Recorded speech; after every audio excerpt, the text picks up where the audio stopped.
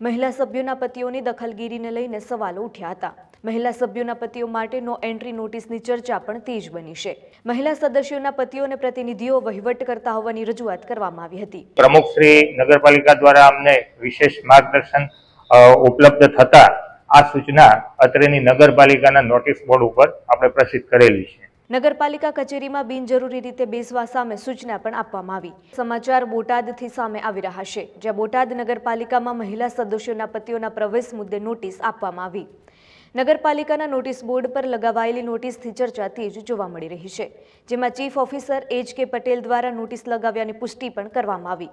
મહિલા સદસ્યોના પતિઓ અને પ્રતિનિધિઓ વહીવટ કરતા હોવાની રજૂઆત કરવામાં આવી હતી। રજૂઆતોને પગલે તકેદારીના ભાગરૂપે નોટિસ લગાવવામાં આવી। નગરપાલિકા કચેરીમાં બિનજરૂરી રીતે બેસવા સામે સૂચના પણ આપવામાં આવી, જેમાં મહિલા સભ્યોના પતિઓને દખલગીરીને લઈને સવાલો પણ ઉઠ્યા હતા।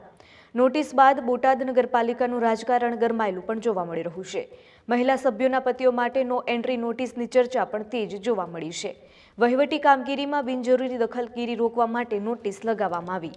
ચીફ ઓફિસરે નોટિસ પાછળનું કારણ પણ સ્પષ્ટ કર્યું, જેમાં નગરપાલિકામાં પતિ પ્રતિનિધિઓની ભૂમિકા મુદ્દે વિવાદ પણ જોવા મળી રહ્યો છે।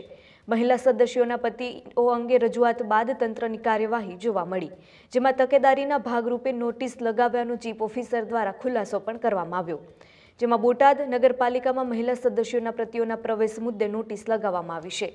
Chief officer HK. પટેલ દ્વારા નોટિસ લગાવ્યાની પુષ્ટિ પણ કરવામાં આવી છે।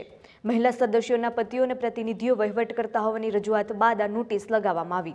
રજૂઆતોને પગલે તકેદારીના ભાગરૂપે નોટિસ લગાવવામાં આવી, જેમાં નગરપાલિકા કચેરીમાં બિનજરૂરી રીતે બેસવા સામે સૂચના પણ આપવામાં આવી। મહિલા સભ્યોના પતિઓની દખલગીરીને લઈને સવાલો ઉઠ્યા હતા।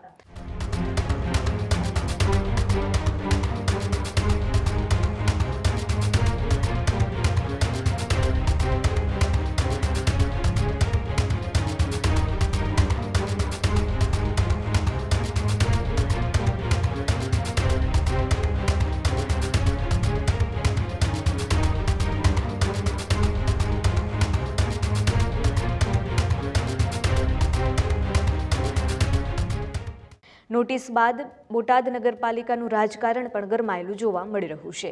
મહિલા સભ્યોના પતિઓ માટે નો એન્ટ્રી નોટિસની ચર્ચા પણ તેજ બની છે। વહીવટી કામગીરીમાં બિનજરૂરી દખલગીરી રોકવા માટે નોટિસ બોર્ડમાં નોટિસ લગાવવામાં આવી છે। ચીફ ઓફિસરે નોટિસ પાછળનું કારણ પણ સ્પષ્ટ કર્યું, જેમાં નગરપાલિકામાં પતિ પ્રતિનિધિઓની ભૂમિકા મુદ્દે વિવાદ જોવા મળ્યો। મહિલા સદસ્યોના પતિઓ અંગે રજૂઆત બાદ તંત્રની કાર્યવાહી જોવા મળી, જેમાં તકેદારીના ભાગરૂપે નોટિસ લગાવ્યાનો ચીફ ઓફિસર દ્વારા ખુલાસો પણ કરવામાં આવ્યો છે।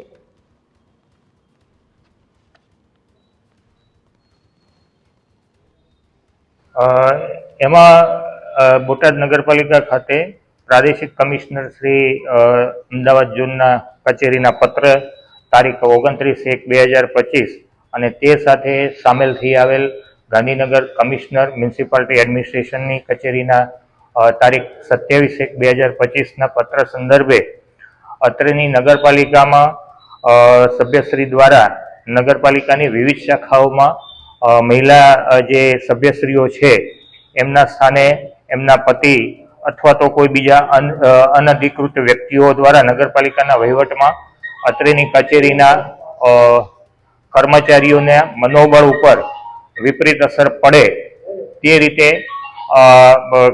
રજૂઆત કરવામાં આવતા જેથી એના અનુસંધાને કોઈ નગરપાલિકા દ્વારા પ્રજાકીય સેવાઓ અને કોઈ પ્રજાની ફરિયાદના નિવારણમાં કોઈ વિક્ષેપ ઉપસ્થિત ન થાય એ માટે આ પ્રકારની નોટિસ અત્રેથી આપવામાં આવેલી હતી, પરંતુ આ બાબતે પ્રમુખ શ્રી નગરપાલિકા દ્વારા અમને વિશેષ માર્ગદર્શન ઉપલબ્ધ થતા આ સૂચના અત્રેની નગરપાલિકાના નોટિસ બોર્ડ ઉપર આપણે પ્રસિદ્ધ કરેલી છે।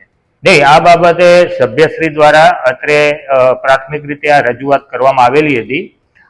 આવું કોઈ અમારા અત્રેના ધ્યાન ઉપર કોઈ કર્મચારી દ્વારા કોઈ ફરિયાદ કે એવું મળેલ નથી, પરંતુ આ એક તકેદારીના ભાગરૂપે આપેલી સૂચના માત્ર છે। ખેડૂત ભાઈઓ છે એ ખેતરમાં ડ્રોન ઉડાવતા હોય છે ત્યારે આપણે એક પ્રશ્ન સતાવતો હોય છે કે જે આપણે અત્યાર સુધી જીપીએસ ટેકનોલોજીવાળા ડ્રોન વાપર્યા છે, જેથી કરીને મોબાઈલ ટાવર છે અથવા તો હાઈ ટેન્શન લાઇન પસાર થતી હોય, કોઈ વૃક્ષો હોય, ત્યારે જે જીપીએસ ટેકનોલોજીવાળા ડ્રોન છે એમાં ટકરાય અને ટ્રેસ થાય છે. પણ એગ્રીવન લાવ્યું છે જીએનએસએસ ટેકનોલોજી ડ્રોન, જેથી કરીને એ ડ્રોન છે એ કોઈ જગ્યાએ ટકરાય નહીં, પોતાની રીતે જ ડિસિઝન લે છે અને મૂવ થઈ જાય છે. જેથી કરીને જીએનએસએસ ટેકનોલોજી ડ્રોન છે એ વાપરવાનો આગ્રહ રાખો.